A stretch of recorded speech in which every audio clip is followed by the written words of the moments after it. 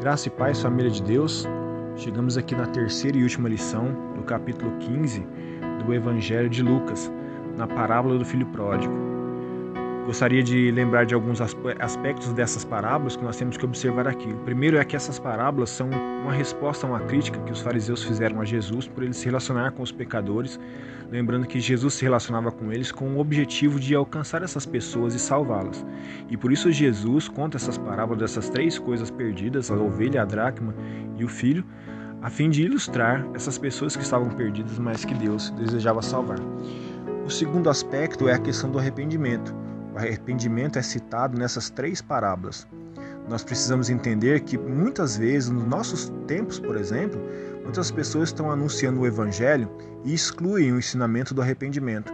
O arrependimento é o primeiro passo para nos aproximarmos do Senhor. Sem arrependimento, não nos aproximaremos do Senhor e não seremos bem-sucedidos na nossa relação com o nosso Pai. Esse arrependimento, que é a metanoia, é uma mudança de mente e que gerará em nós mudança de comportamento. Chegamos então nessa parábola bem conhecida. Não quero me deter aqui explicando essa parábola porque ela já é bem conhecida, mas eu queria explicar para vocês algo importante. Qual dos filhos estava mais perdido? Aquele que saiu da casa do pai, se arrependeu e voltou, ou aquele que estava na casa do pai, mas não tinha uma relação adequada com o pai? Na realidade, o irmão mais velho, o irmão do filho pródigo, eram os fariseus nessa ilustração. Os fariseus sempre se dedicaram a viver uma vida de esforço, tentando alcançar méritos para serem salvos, para receber algo de Deus. Tentar viver uma vida de relação com o Senhor, baseada em méritos, é viver uma vida de fracasso nesse alvo. É viver uma vida de esgotamento, de angústia e desespero. Tudo que nós recebemos do Senhor envolve o seu amor e sua graça por nós. A palavra do Senhor nos diz que Deus prova o seu amor, tendo Cristo morrido por nós enquanto éramos ainda pecadores.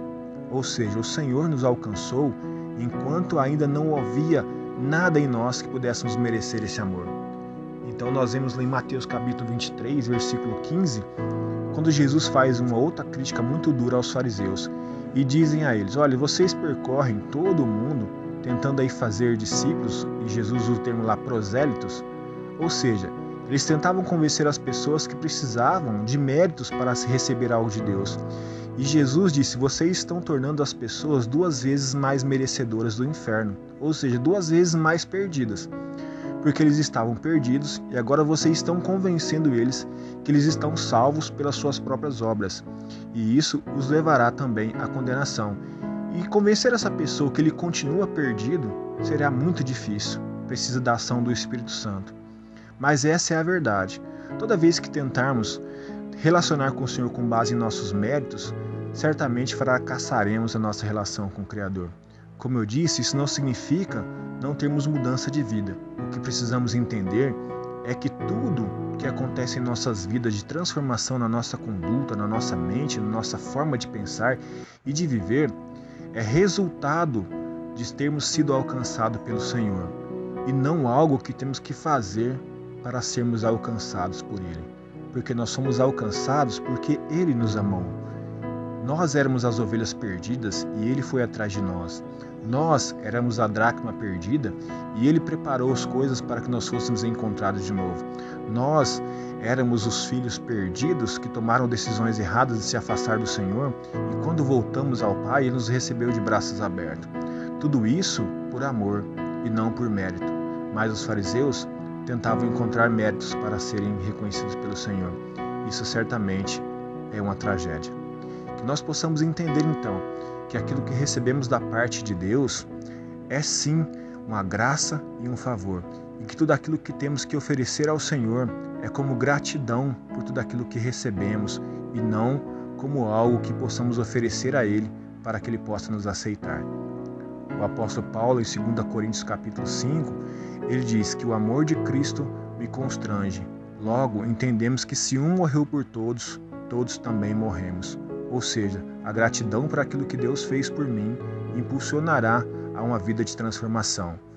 Entenda que nada do que você possa fazer fará com que Deus te ame mais, porque o amor dele já foi demonstrado na cruz. Agora o que precisamos fazer é pedir ao Senhor que por esse amor ter nos alcançado, que haja realmente uma mudança em nossas vidas e que assim possamos, com a nossa vida prática, darmos ao mundo expressão de gratidão ao Senhor, expressões autênticas de que o Senhor nos alcançou e que Ele é digno de receber tudo aquilo que nós possamos fazer como gratidão pelo seu amor que nos alcançou. Que o Espírito Santo nos ajude nessa difícil tarefa, e essa é a minha oração no dia de hoje, que a gente não possa ser como os fariseus, porque nossas obras são incapazes de nos salvar, mas porque fomos salvos, teremos boas obras para apresentar ao nosso Deus. Pai querido, talvez sejamos sim filhos pródigos, que tomamos decisões erradas, mas voltamos ao Senhor, e o Senhor nos recebeu de braços abertos. Tudo isso porque o Senhor nos ama. Que o Senhor não permita que nós possamos em algum tempo ter a mente do filho mais velho, ter a mente de um fariseu, que pense que possamos oferecer algo ao Senhor ou que seja necessário, algo em troca pelo que o Senhor fez por nós.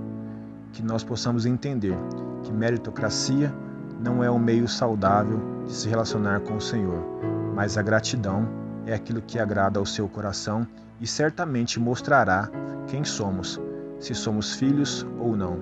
Que essa gratidão possa sim gerar frutos em nós, esses frutos gerados pelo Espírito Santo e não por nós.